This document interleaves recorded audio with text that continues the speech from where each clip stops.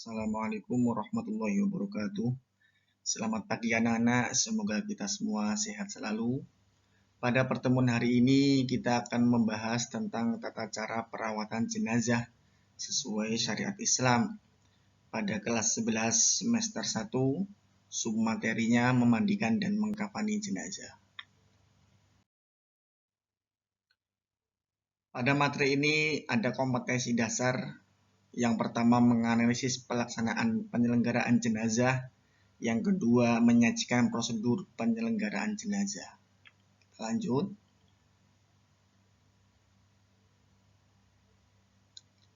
Dengan menggali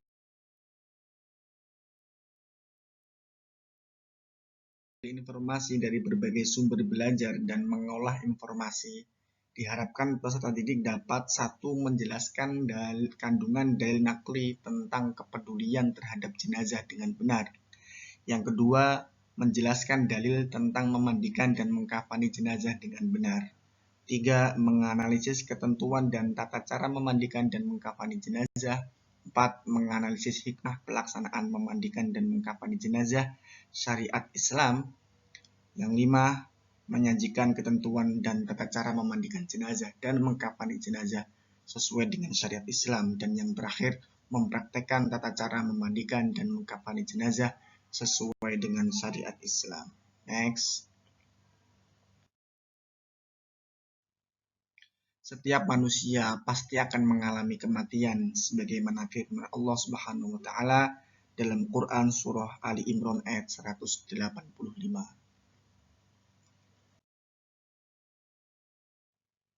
Bunyinya kullu nafsin dha'iqatul maut. Setiap yang bernyawa pasti akan merasakan mati. Kita semua sebagai manusia, sebagai makhluk yang bernyawa, hewan dan apapun yang bernyawa itu pasti suatu saat akan mati dan binasa.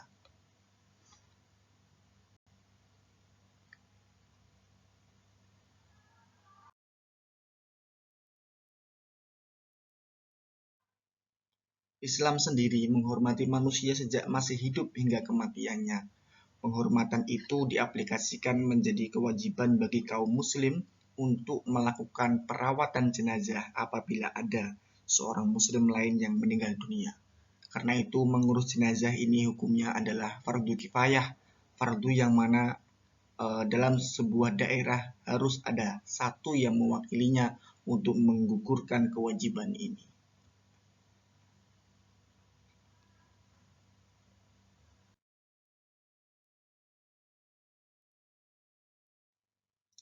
Yang jadi permasalahan sekarang adalah tidak ada manusia satupun yang apabila mati kemudian berangkat sendiri menuju liang kuburnya. Tidak mungkin.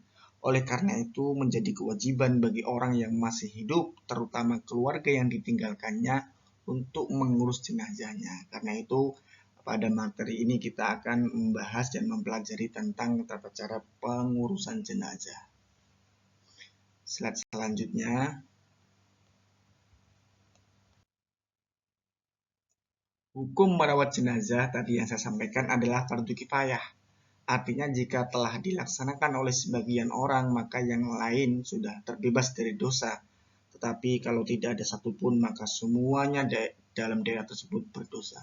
Di sini ada gambar seseorang sedang memandikan jenazah, mengkafani jenazah, menyolati jenazah, dan menguburkan jenazah. Bisa dilihat gambarnya anak-anak. Kita lanjut ya. Sekarang tata cara memandikan jenazah. Seperti apakah tata caranya? Mari kita lihat video selanjutnya. Syarat jenazah dimandikan yang pertama, didapati tubuhnya walaupun hanya sebagian. Hal ini terjadi pada jenazah yang biasanya mengalami kecelakaan, entah kecelakaan mobil, kecelakaan motor, kecelakaan di laut ataupun di pesawat udara. Jika ada lukanya dibersihkan dahulu jika itu memungkinkan. Yang kedua, bukan karena mati syahid, karena kalau dalam mati syahid itu tidak dimandikan. Kenapa? Karena nanti darahnya itu menjadi saksi bahwa dia mati dalam keadaan syahid.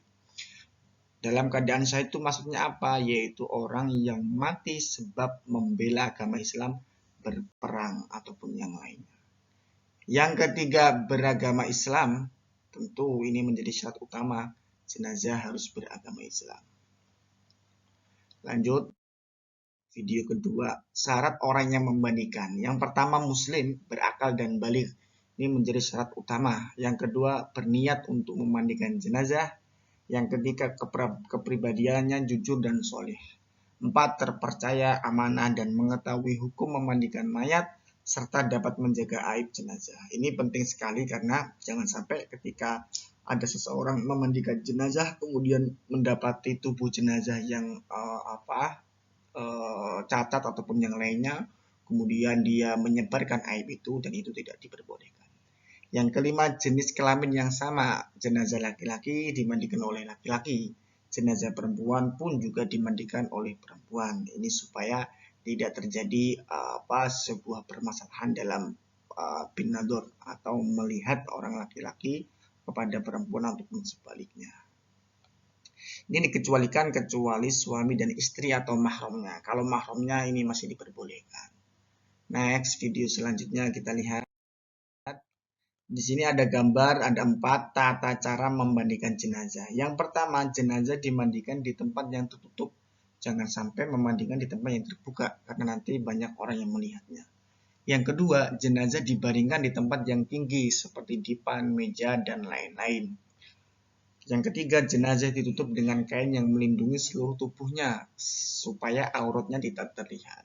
Sehingga ini sangat perlu untuk ditutup. Kemudian yang keempat, niat memandikan jenazah sambil menyiram air ke seluruh badan secara merata dari kepala sampai kaki. Disunahkan hitungannya ganjil, mendahulukan anggota badan kanan daripada yang kiri. Yang kelima, membersihkan kotoran dan najis yang melekat pada tubuh anggota jenazah dengan sampo ataupun sabun. Ini sangat penting sekali karena jangan sampai setelah dimandikan keluar lagi kotoran ataupun najisnya. Kita lihat video selanjutnya. Tata cara memandikan jenazah yang keenam, keluarkan kotoran yang ada pada perut dengan menekan perut bagian bawah sambil diangkat sedikit bagian kepala dan badannya. Sehingga nanti kotoran itu akan mengalir ke bawah. Yang ketujuh, bersihkan gigi, lubang hidung, lubang telinga, celah ketiaknya, celah jari tangan, kaki, serta rambutnya. Yang kedelapan, mewudukan jenazah sebagaimana wudhu akan sholat setelah semuanya bersih. Jadi sebelum dikafani diwudukan dulu.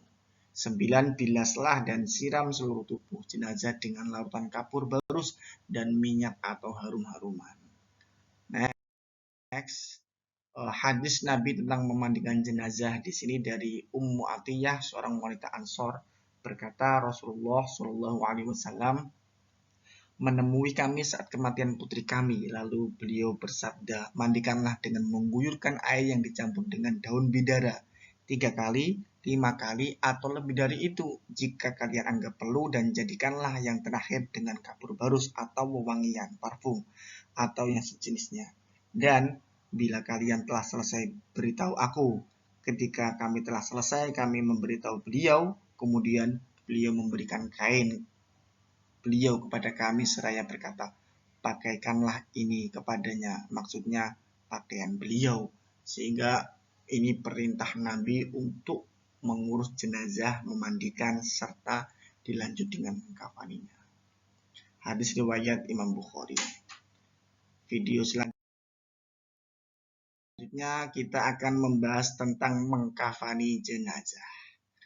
Sebelum masuk pada pembahasan ini, jika ada pertanyaan silakan disampaikan. Mengkafani jenazah ini perlu diperhatikan. Yang pertama, kain kafan ini diperoleh dengan cara yang halal, yakni dari harta peninggalan jenazah ahli waris atau diambil dari masjid yang terdekat atau infak yang dibebankan kepada orang Islam yang mampu. Jadi kain kafannya harus kain kafan yang halal. Jangan sampai kain kafan itu hasil curian sehingga nanti berakibat kepada jenazah pada saat dihisab ataupun dikuburnya. Yang kedua, kain kafan hendaknya bersih, berwarna putih dan sederhana, tidak terlalu mahal dan tidak terlalu murah. Artinya moderat, sedang, tengah-tengah, tidak terlalu murah, tidak terlalu mahal, bersih, putih. supaya ini bertafaul bahwa jenazah itu jenazah yang bersih, jenazah yang putih, yang suci. Lanjut, next video selanjutnya, ketentuan mengkafani jenazah. 1. Batas minimal mengkafani jenazah, baik laki-laki maupun perempuan, adalah selembar kain yang dapat menutupi seluruh tubuh jenazah. Minimal mengkafani jenazah itu 1 lapis kain pun sudah boleh, asalkan dapat menutupi seluruh tubuh jenazah. Yang kedua, untuk batas sempurna atau maksimal, jenazah laki-laki menggunakan 3 lapis kain kafan, dan bagi jenazah perempuan menggunakan 5 lapis. Terdiri dari apa? 3 lapis kain kafan ditambah kerudung dan baju kurung. Ini untuk perempuan. Lanjut video selanjutnya. Di sini ada gambar tata cara mengkafani jenazah. Yang pertama, disiapkan tali di tempat yang akan digunakan untuk mengkafani, disunahkan jumlahnya ganjil. 2. Bentangkan kain kafan sehelai demi helai, yang paling bawah yang lebar dan yang paling luas, serta setiap lapisan diberikan kapur barus. Bagi jenazah perempuan disiapkan baju kurung dan kerudung. Ini untuk khusus perempuan supaya nanti lengkap menjadi 5 lapis. Yang ketiga, angkatlah jenazah dalam keadaan tertutup kain dan letakkan di atas kain kafan, kemudian ditaburi wangi-wangian, diberikan parfum supaya jenazah itu baunya wangi.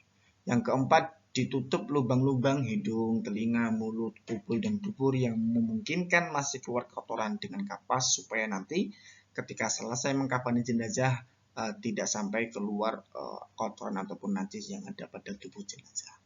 Lanjut. Yang kelima, bagi jenazah perempuan dipakaikan baju kurung dan kerudung. Yang keenam, selimutkan kain kafan lembar demi lembar dari lembar yang paling atas, kemudian dari bagian kiri.